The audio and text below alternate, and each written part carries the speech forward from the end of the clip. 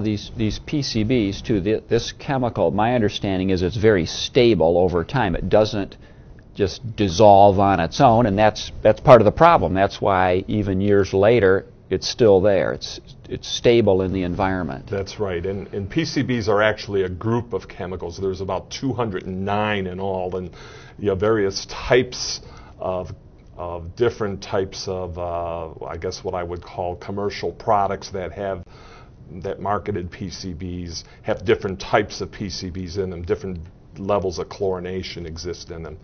The most common is referred to as alkyl 1242, but we're seeing a number of different ones, which kind of represents that you're getting a mishmash of different types of materials that might have been recycled.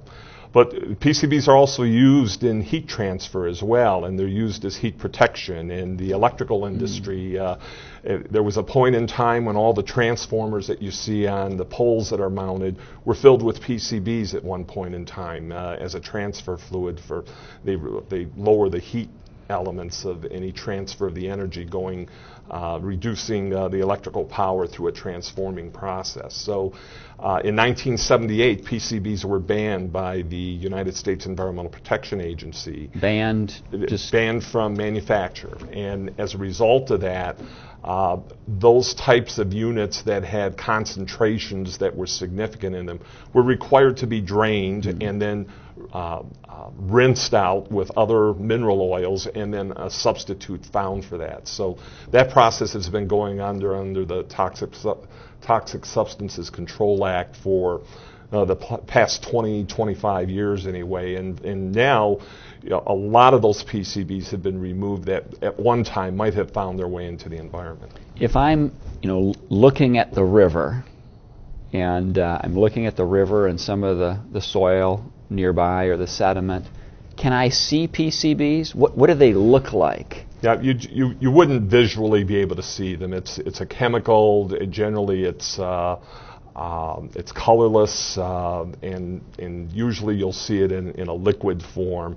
But what happens is the molecules attract to organic materials.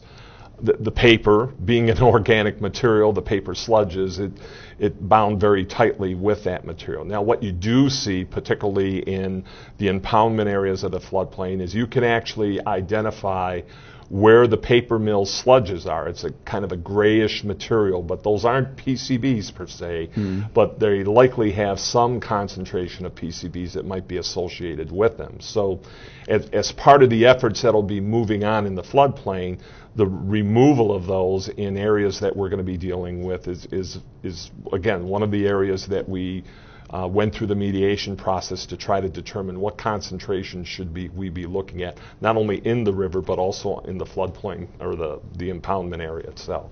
When the paper companies were discharging PCBs and or sludge into the river, this happened like in the 60s, the 70s, before it was banned. It was legal then for them to do that? The hazards, the dangers weren't realized? Is that a fair statement? Well, it's a fair statement that until mid-70s or so, it was people didn't recognize the ubiquitous impact that PCBs had on the environment. And actually, PCBs were found accidentally by looking at DDT. If you remember that episode back in the late 60s, there was some analysis conducted for PCBs and another peak showed up on a chromatograph, and that was finally determined to be PCBs and traced back to this type of material used nationwide for a number of different issues. And today, when you look in the environment, it is not unusual to see small amounts in terms of concentrations almost everywhere in the environment. The problem with PCBs, it's believed to be a carcinogen. It has the potential to create other health impacts, but that's all premised on the exposure that you receive to the type of concentration. So the more exposure you have to it, the more likely would be the the ramifications from that exposure, and then the exposure itself depends on the length you're exposed and the concentration you're exposed to. Now, if I go canoeing on the Kalamazoo River, am I going to be exposed to PCBs? Well, there's always that potential that you could be, but you need to recognize you have to put this in terms of reality. A part per million as an example, which is the level that we'd like to see cleanups move to as part of our remediation program. You're talking about one drop in about 16 gallons of water. Mm-hmm. So you're not seeing very much of that material clearly, but there's the likelihood that if somebody went canoeing now, yes, they'd be exposed, but unless you were canoeing on the Kalamazoo River day in and day out, the type of exposure you'd be receiving would probably not be a significant health hazard directly to you.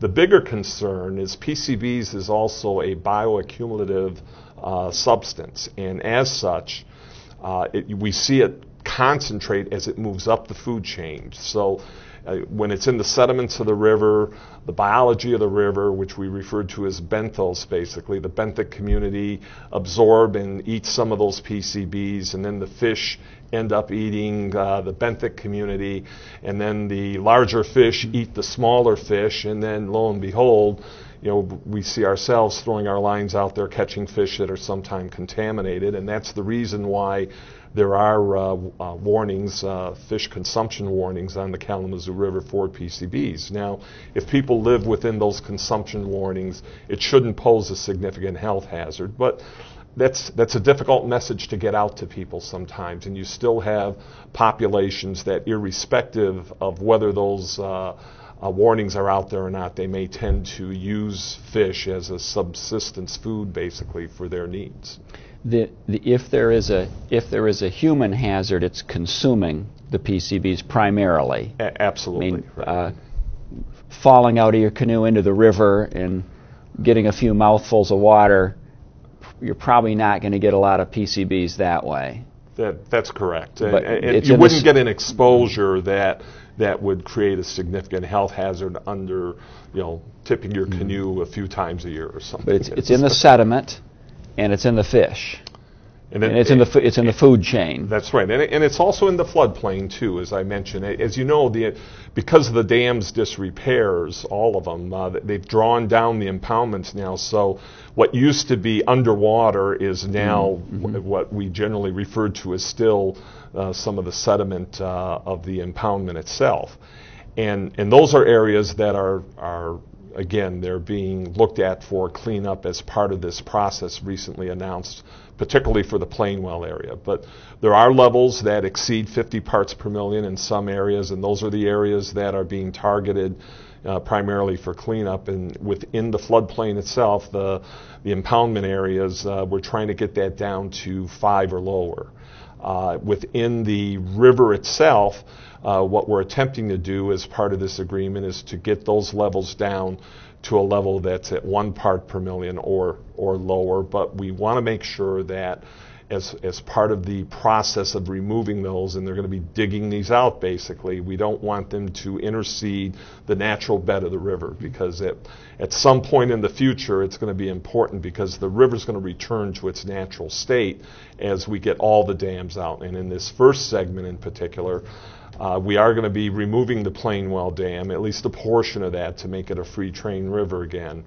And as part of that removal process, we want to make sure that the sediments are removed first before the superstructure of the dam apron and everything are removed. I want to come back to one other thing about the river. Today, in the Superfund site, it's mostly there to deal with the PCB question that we've been talking about. But yet, I've seen a picture, I think it was in Life magazine, it's kind of an infamous picture of the Kalamazoo River. I think it was taken in the 1950s, of a huge fish die-off in the river. And the point is, the river, and it was discolored then, it was polluted then, but it was probably before PCBs. So there was a time when the river was polluted in a different way.